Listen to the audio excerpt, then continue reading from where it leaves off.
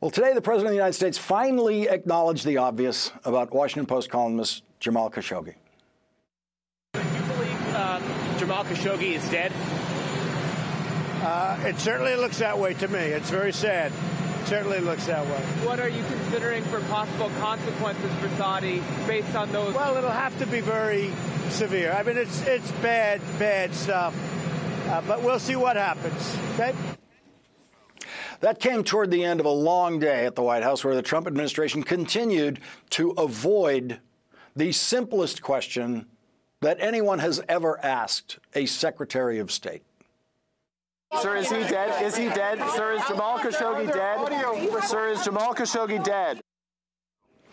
Is he dead? That's the question that NBC's Peter Alexander asked, a question that has been vexing the Trump administration, while the Trump administration has been working with Saudi Arabia to try to come up with what sources told the Washington Post would be, quote, a mutually agreeable explanation. That was their term for it, mutually agreeable explanation for what happened to Jamal Khashoggi.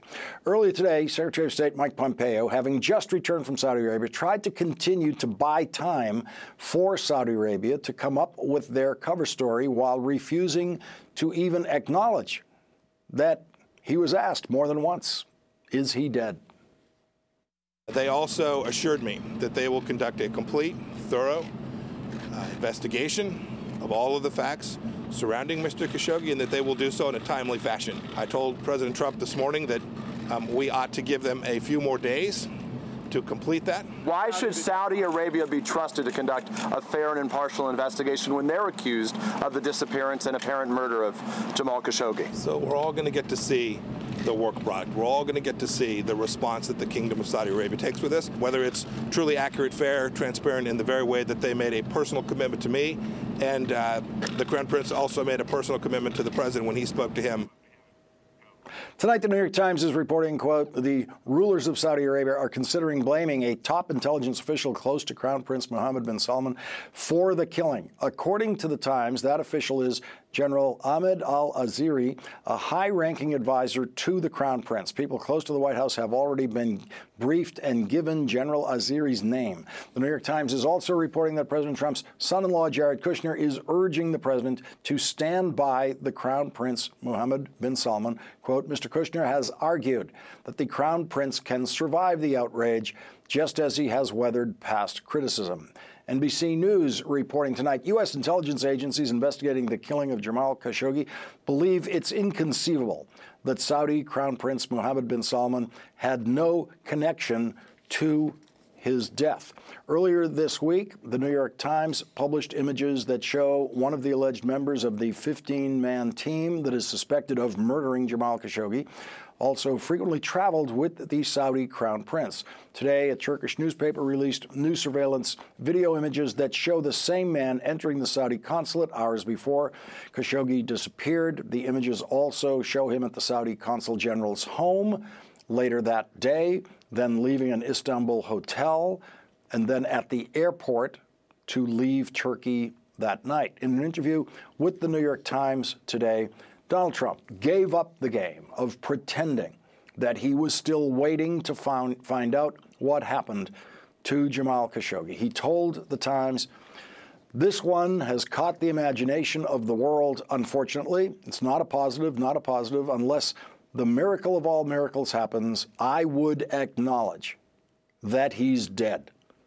That's based on everything, intelligence coming from every side. Joining our discussion now, Ned Price, the former senior director and spokesperson for the National Security Council and a former CIA analyst. He is an MSNBC national security contributor. Also joining us, Peter Wehner, a senior fellow at the Ethics and Public Policy Center. He was an advisor to the past 3 Republican presidents. And Josh Lederman, national political reporter for NBC News. And Ned Price, I wanted to get your reading of how the administration's language has changed, or possibly whether Donald Trump himself has just fallen out of the chorus that Mike Pompeo was obviously trying to maintain, of refusing to use the words dead or alive, or just acknowledge that there was even a question about is he dead. Yeah, Lawrence, I was reminded watching your intro that this was the same Mike Pompeo who just earlier this week wrote an essay in Foreign Affairs on U.S. strategy towards Iran. And the last section of that essay is called The Power of Moral Clarity. Well, we have seen anything but moral clarity from Mike Pompeo and from his boss, Donald Trump. It is certainly not moral clarity to turn your back on a reporter who asks, is Jamal Khashoggi dead? It is certainly not moral clarity to travel to Riyadh for a grip and grin, to be all laughs and all smiles next to Mohammed bin Salman, who seems to be the prime suspect, the prime architect in this murder, and then to come back to D.C. and claim that you issued something along the lines of an ultimatum. There is a tremendous discordance between those two. That is not moral clarity. What we have seen from Mike Pompeo is nothing but moral cowardice, and we have seen the same from Donald Trump. Donald Trump has become in all of this what seems to be a co-conspirator in the cover-up. There's an old adage in this town that the cover-up is worse than the crime. That is certainly not the case, given the heinous crime we're talking about here. But there is a cover-up that is going on that the Saudis seem to have been behind, but that Donald Trump has been all too happy to support. Peter, the give the Saudis more time. Give the Saudis more time to figure out what happened in one of their consulates. How much time would that take? Well, it would take, in one sense, forever, and it would take no time at all because they know what happened. They were, of course, complicit. The Crown Prince was involved in this, and I think Ned is right. This is part of a cover-up.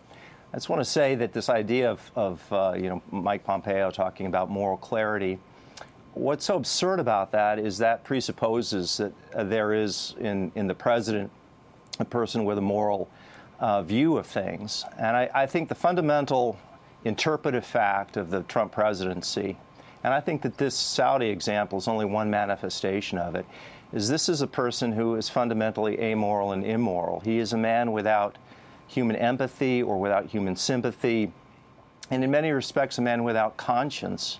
And I think what you've seen over the last several days is a person who was reacting that way. But as most of us hear about this, not just a murder, but a particularly gruesome murder with dismemberment and torture, and you're horrified by it, you're angered by it, and you feel that there has to be a response to it. I don't think Donald Trump is capable of that. And I think that we've seen that lack of human empathy and conscience in almost every arena of the Trump presidency. It explains the cruelty, it explains the policy at the border, separating kids from children, it explains the pathological lies, it explains the fact that he's a man without loyalty. And I think that this is just the latest arena in which we're seeing this ugly drama play itself out. The Republican chairman of the Senate Foreign Relations Committee, Senator Bob Corker, said this. This is going to come to a head in a very short amount of time. This isn't getting better over time.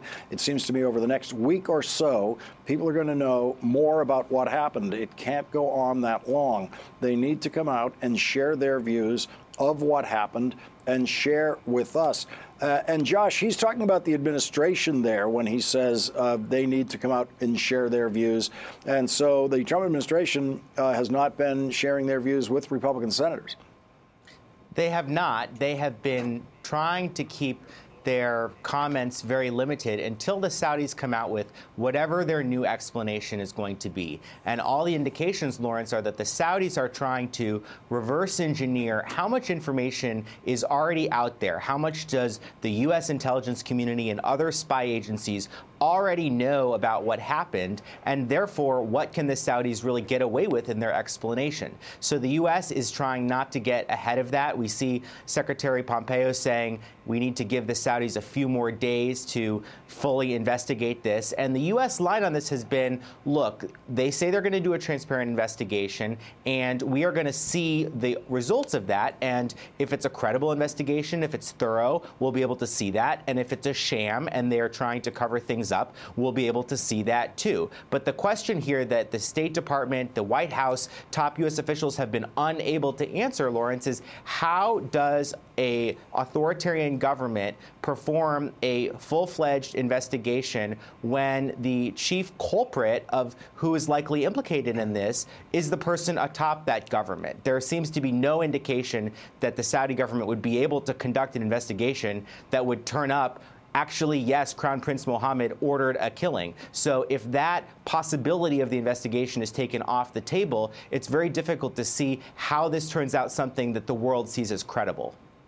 And Ned Price, tonight, Secretary of State Mike Pompeo is running away from questions about has he heard the audio recording of the murder? Has he read any transcript of the recording of the murder? Because reporting, investigative reporting, the Washington Post, the New York Times, NBC News is running ahead of the official story as it's being managed by both the Saudis and the United States. And so reporters are now equipped with questions that are running ahead of where Mike Pompeo wants to be. Yeah, Lawrence, we're getting into pretty dangerous territory because it seems like what our intelligence community has in its possession is quite different from what we've heard from people like Donald Trump and Mike Pompeo. This is not the first time there's been a disparity. We need only look back at the Russia case to see our intelligence community believing one thing firmly and unanimously and something else completely different coming from Donald Trump's mouth. But it seems like we're getting in that territory again, and this is going to create even more tension and frustration between Donald Trump and his intelligence community if he continues to spout conclusions, to say things like rogue killing teams that just don't comport with what our intelligence community already has in hand.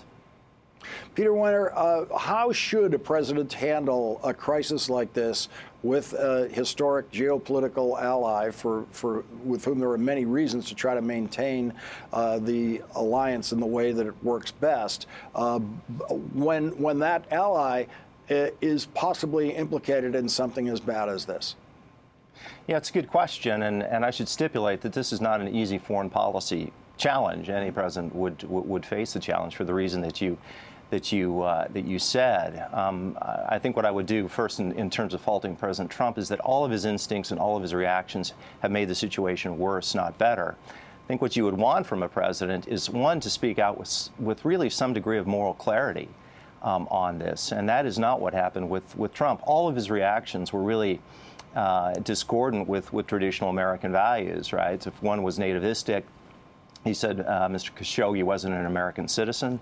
Get it? He's not Caucasian. He's Muslim. He's not really one of us. It was transactional. It's going to cost us money. And then there was the alibi, the rogue killers. You've got to give moral voice. That arises from a real moral instinct. At the same time, you've got to be able to work with that regime and say there has to be a consequence to it without necessarily overturning the entire regime. The concern here, if the worry is that the House of Saud may fall, is that in mishandling this so badly, both them and us, there's so much pressure that is created, is that it actually accelerates the fall, and that would be problematic because Saudi Arabia, for all of its problems and oppressive ways, is something of a bulwark against Iran. So I think what we're seeing with Trump is somebody who's mishandling it and may get the worst of all possible worlds.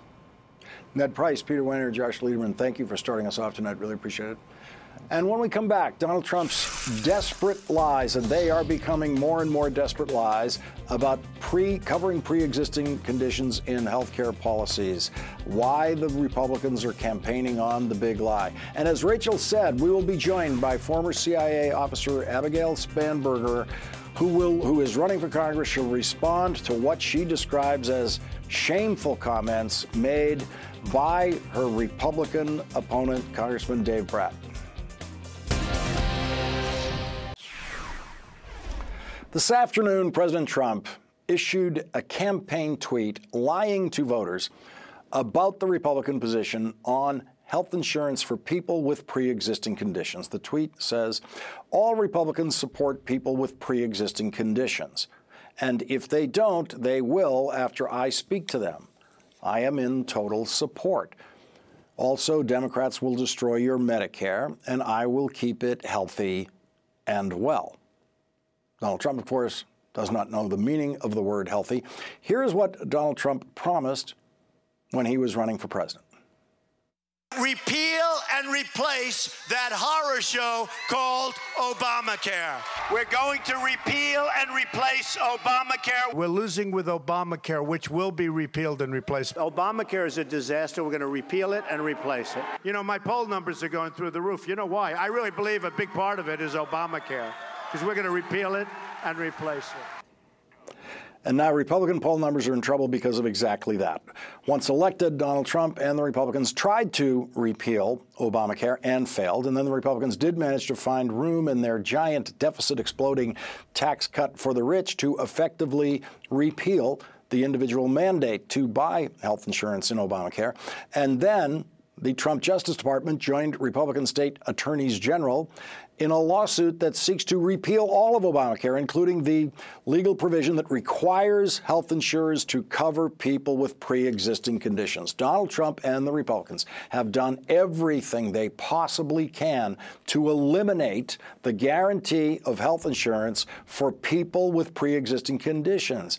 And now that they have discovered that that is a very unpopular thing to do, they have simply begun to lie about their position while continuing to push the lawsuit that would, in fact, eliminate coverage for pre-existing conditions. We can protect pre-existing conditions, and you need to understand, everyone agrees we're going to protect pre-existing conditions. It was Donald Trump who called him lying, Ted, not me. Ted Cruz is lying, of course, and he is one of the Republican Senate candidates who's smart enough to know that he is lying.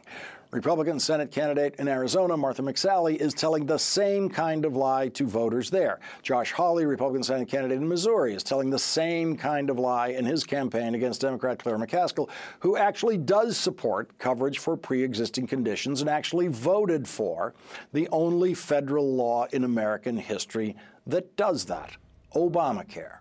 Republican Governor Scott Walker is struggling in his reelection bid in Wisconsin. Republicans have actually advised the White House not to waste President Trump's campaign time in Wisconsin, where they believe Scott Walker cannot win reelection. But President Trump wants to go to Wisconsin anyway, probably just to remind people that he won Wisconsin.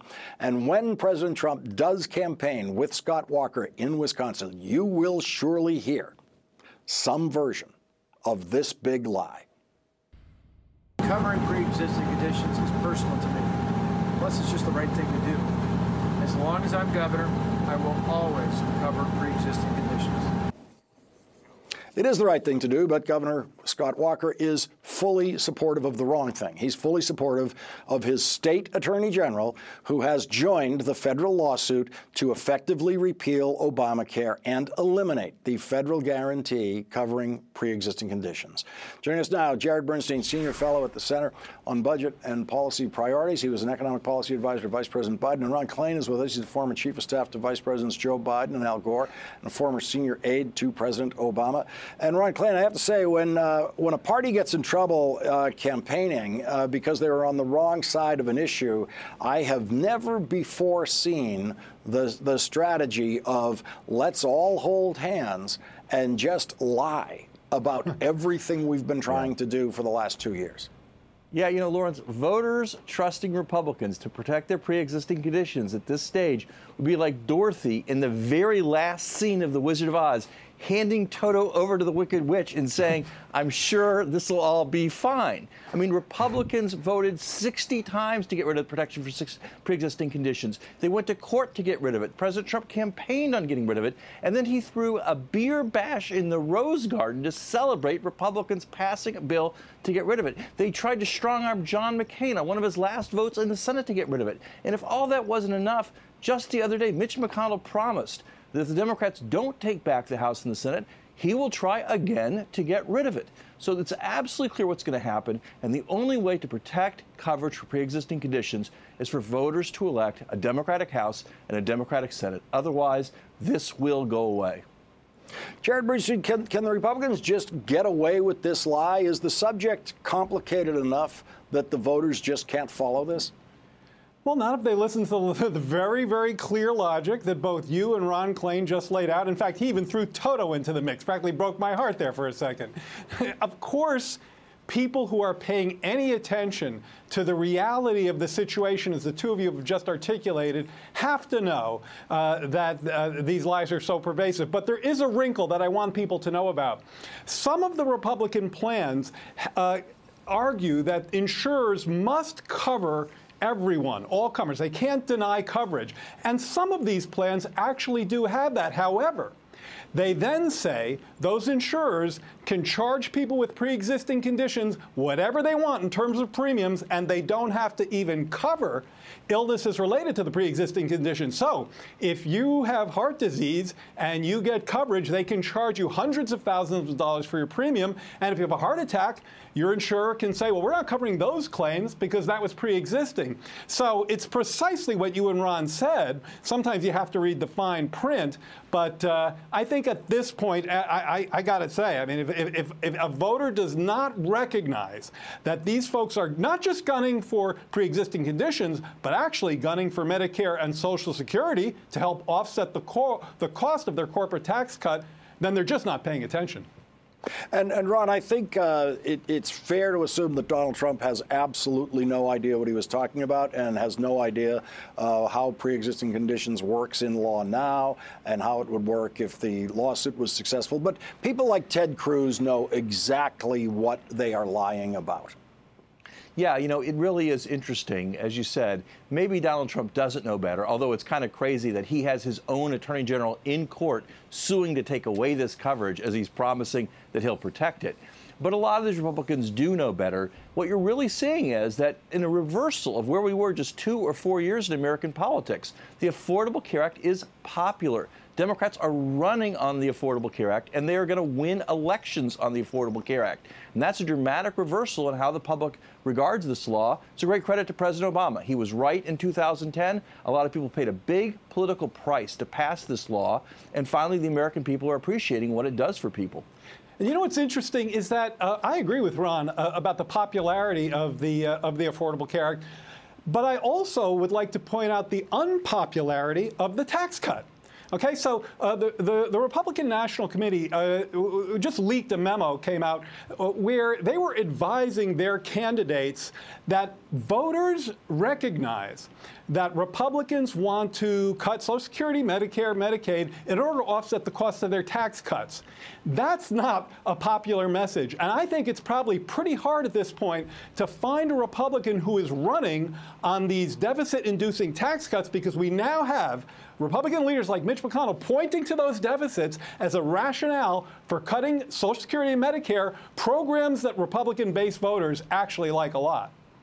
Jared Bernstein, Ron Klain, thank you both for joining us tonight. Thank you.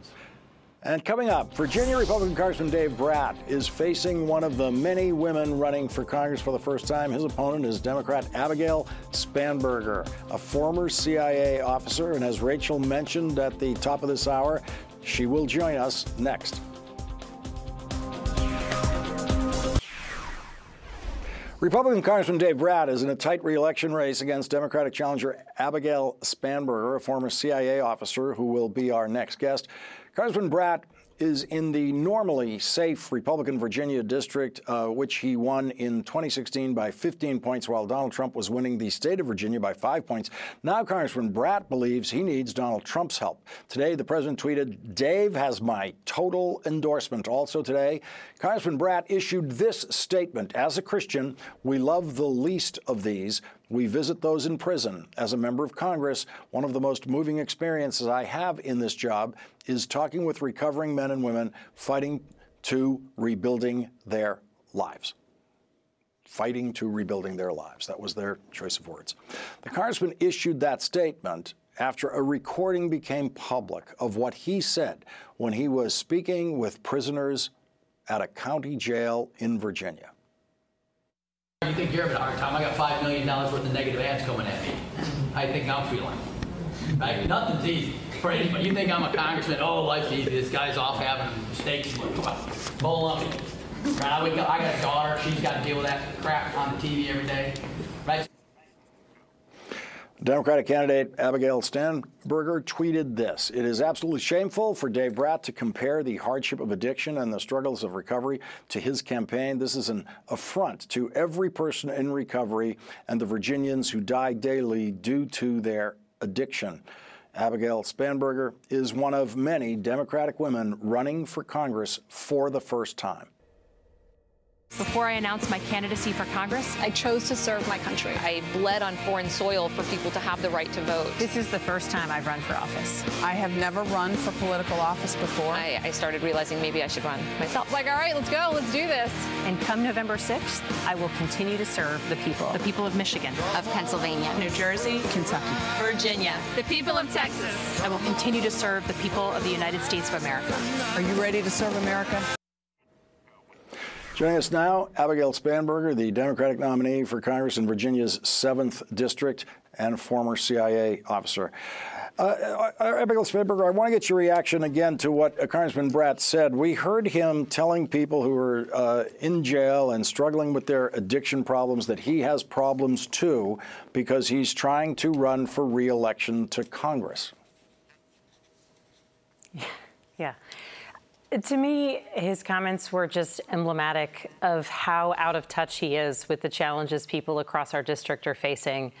I spend so much time going across our 10 counties, talking to voters, listening to the questions that people ask, listening to people's concerns and very personal stories. And the idea that someone in a position of elected office, someone in a position of power would sit before people facing incredible challenges like substance use disorders and their own recovery and compare it to an election experience is just kind of beyond the pale for me. Opioid addiction has hit the country hard. It's hit your district in a serious way. Donald Trump, running for president, said he was going to address this. He was going to fix it. The problem was going to go away. What has President Trump, what have you seen in your district that President Trump and Congressman Brat have done? So in our district, like so many districts across the country, the opioid crisis and substance use disorders continue to really impact people across the district. It's one of the top issues that people talk about. And we need to make a lot more forward movement. You know, Congress passed a good bill recently making some forward progress, but there's still a lot to be done. We have the rates of death by overdose in our district and in the state it is continuing to rise. It's surpassed other causes of premature death. And, you know, it's got to be a focus that people continue to have. And I think looking at these comments, the real issue is that, you know, when we are looking at the challenges facing people who are struggling with substance use disorders and recovery, it needs to be, we need to hear their stories and we need to listen to the challenges that people are facing with substance use disorders, with healthcare related issues, and really try to find solutions. What does your background as a former CIA officer bring in terms of, in your view, in terms of an asset to your possible service in Congress? So my background with CIA is one of service, first and foremost. I was serving the mission of helping to keep our policymakers, our president, our military, and our diplomats informed about issues of national security. And in order to do my job well, I needed to spend a lot of time listening to people, asking the right questions, seeking to understand really complicated, interrelated issues. And so I think that's an experience from a values perspective. It's a focus on service to this country, but from a skill set, it's a focus on really, truly, deeply understanding complicated issues. Less than 3 weeks now in what is traditionally a Republican district. You're polling very close to the incumbent Republican. What is there left to do? What is the closing case for you to make to your district? At this point, it's an issue of turnout. We have had over, I think it's 137 events, meet and greet events across the district. We've done forums. We've done policy-related events. We just had our first and only debate with my opponent this past Monday. So we've we've done all the right things. It's about turnout at this point. We have an incredible field operation on the ground. We have incredible volunteers, over 4,000 volunteers registered with our campaign. Just getting people excited, making sure that people know that their voice matters and their voice counts. But their voice has to be heard, and it has to be heard at the polls. So making sure people know, where to go to vote and how to get there, and ensuring that they do. What has been your biggest surprise as a first-time campaigner? For me, honestly, the biggest surprise that I've had is the level of personal stories, the depth of real personal experience that people are willing to share with candidates, with me, because they hope that the story they share with me will inform decisions and policy objectives that I may pursue later. And the trust that people put in you on the hope that you might someday be able to help them is really profound and very, very special. Abigail Spanberger, thank you very much for joining us tonight. Really appreciate it. Thank you. Thank you.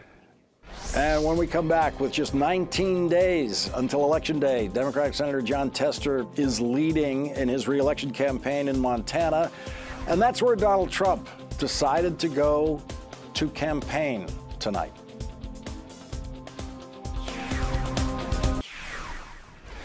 With just 19 days until Election Day, early voting is already underway in some states. Yesterday was the first day of early voting in Tennessee, one of the states that could decide which party controls the Senate. New polling is giving Democrats a new hope of picking up the Tennessee Senate seat, currently held by retiring Republican Senator Bob Corker. A poll from Vanderbilt University shows the Democratic Senate candidate, former Tennessee Governor Phil Bredesen, 1 percentage point ahead of the Republican Congresswoman Marsha Blackburn. President Trump won the state of Tennessee by 26 points. And tonight, the president was campaigning in Montana, trying to defeat the re-election campaign of Montana's Democratic Senator Jon Tester. Montana, to me, is a very big and powerful state, I can tell you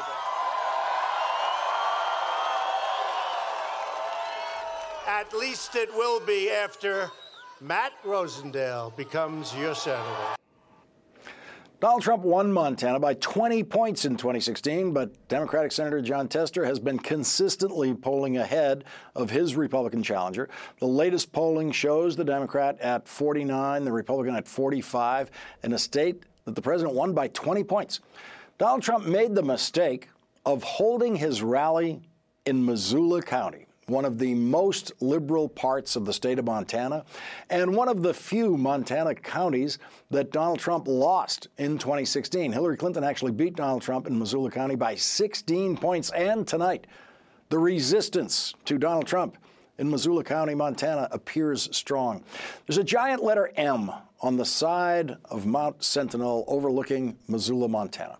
Today, some residents of Missoula added a few more letters to their giant M that President Trump couldn't miss, spelling the word impeach. That's what it says there. Maybe we have to zoom in on it. Impeach.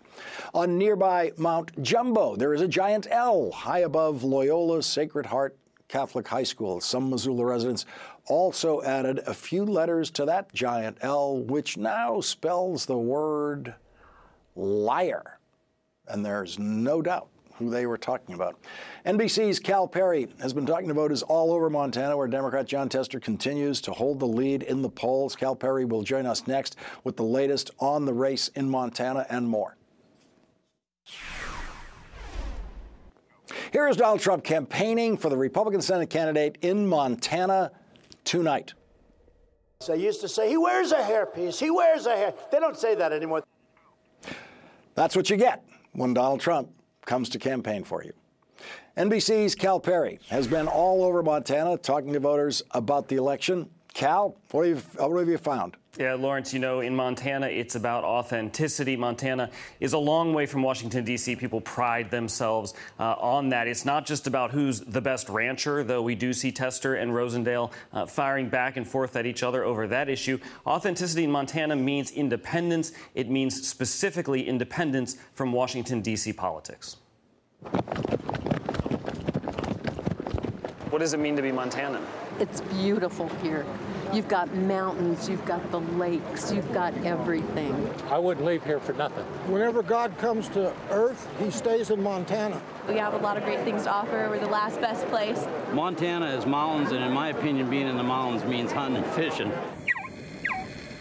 Here, the way you live your life outdoors matters. People attack Tester because he doesn't have a hunting license. Rosendale is from Maryland, but in the past, he's voted for the state to control these public lands. Millionaires from back east, Maryland, and other states bought it all up, and they blocked it all off. You say Maryland because of Rosendale, right?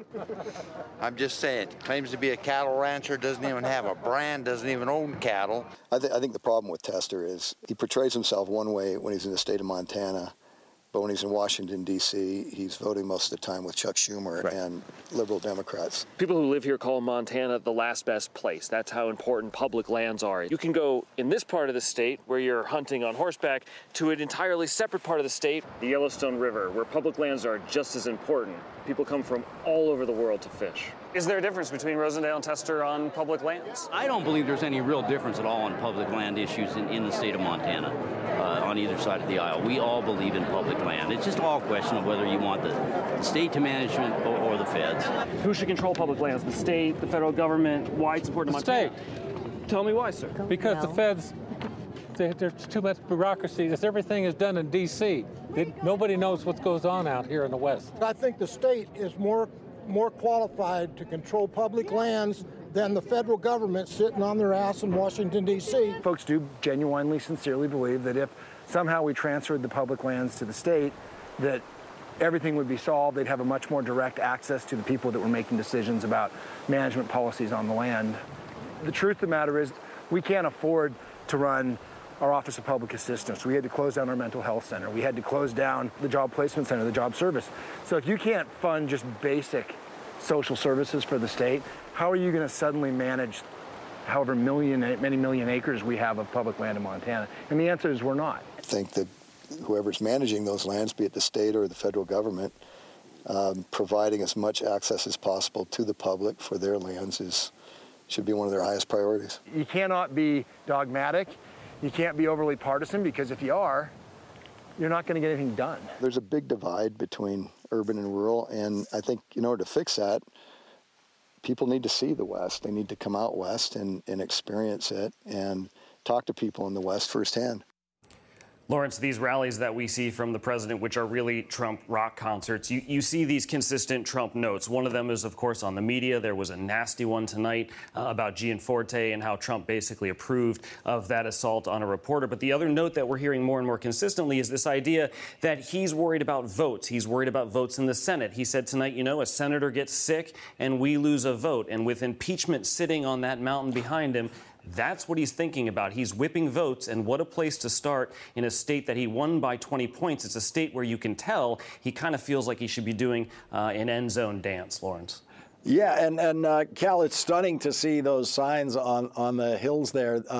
Who made the mistake of choosing Missoula as the location for this event, one of the liberal outposts in Montana? It seems like an arrogant move and an intentional one and an overt move. This is a president who's more and more doing things overtly. He's doing things in the face of liberal cities around the country, and Missoula is sort of the one place in Montana that is a little liberal leaning. As you mentioned, he won the state by 20 points. His son has been out there hunting, holding these rallies, thumbing his nose at liberals, talking about the Second Amendment. This rally tonight was as Trumpian as you can get, Lawrence.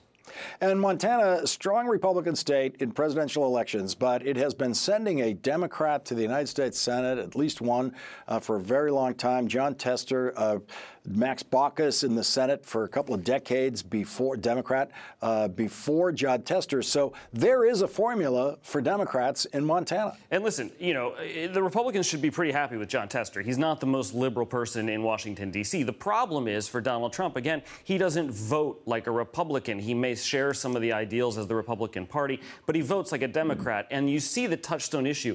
The thing that people really hit on is this Schumer idea. Oh, he votes with Schumer, right? We heard that out in Montana a lot, and we heard this idea of Donald Trump is going to have to defend Donald Trump one day on the floor of the Senate, and that's the day that he's planning for, and you can see it in these rallies.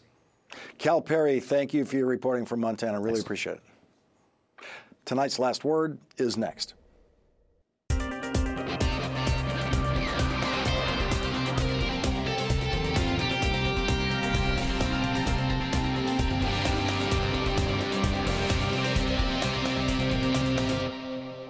Time for tonight's Last Word.